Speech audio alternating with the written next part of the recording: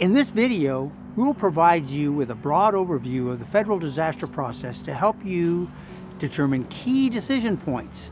This video informs tribal elected officials on how to be prepared to make decisions in a disaster to serve and protect your people, communities, land, and economies.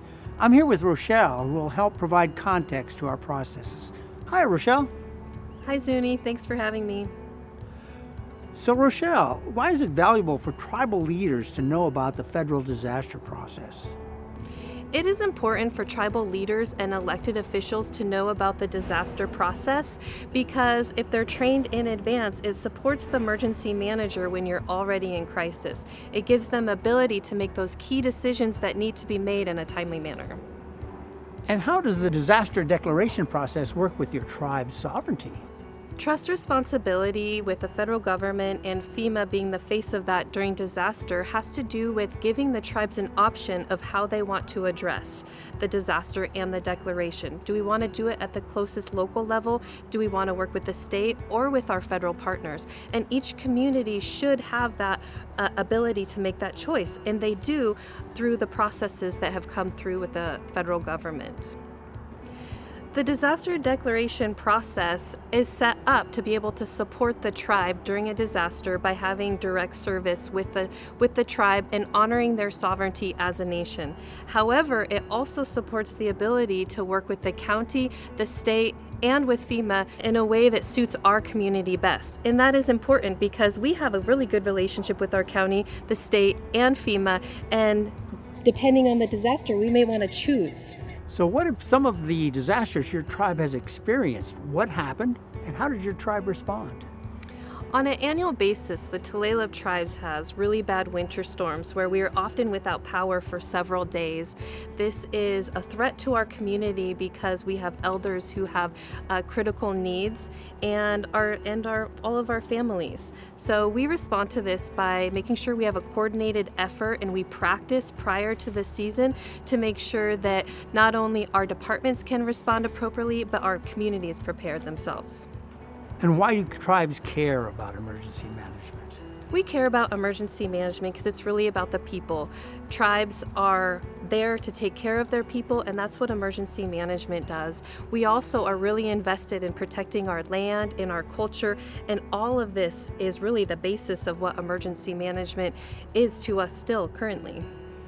Well, an element of trust responsibility is the federal government's role to support tribes when a disaster is beyond their capability to respond to and/or recover from. A tribal chief executive can request two types of declarations through the appropriate FEMA regional administrator: an emergency declaration and a major disaster declaration. Emergency declarations: the president can declare an emergency for any occasion or instance when a president determines federal assistance is needed to support tribal efforts and capabilities to save lives, protect property, public health and safety, or to lessen or avert the threat of a catastrophe in any part of the United States. Emergency declarations provide immediate, short-term assistance. Major disaster declarations: the president can declare a major disaster for any natural catastrophe or any fire, flood, or explosion, regardless of the cause, that the president has determined that has caused damage of such severity that it is beyond the combined capabilities of tribal governments to respond to and recover from. A major disaster declaration may provide a wide range of federal assistance programs for individuals and public infrastructure, including funds for emergency work, permanent work, and mitigation. The federal disaster assistance process begins locally.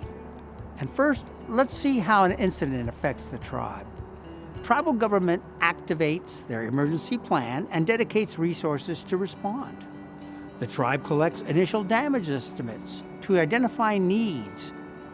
Tribal governments determine that the needs remain after all of the resources, such as assistance from other federal agencies, volunteer agencies, and mutual aid partners, are exhausted.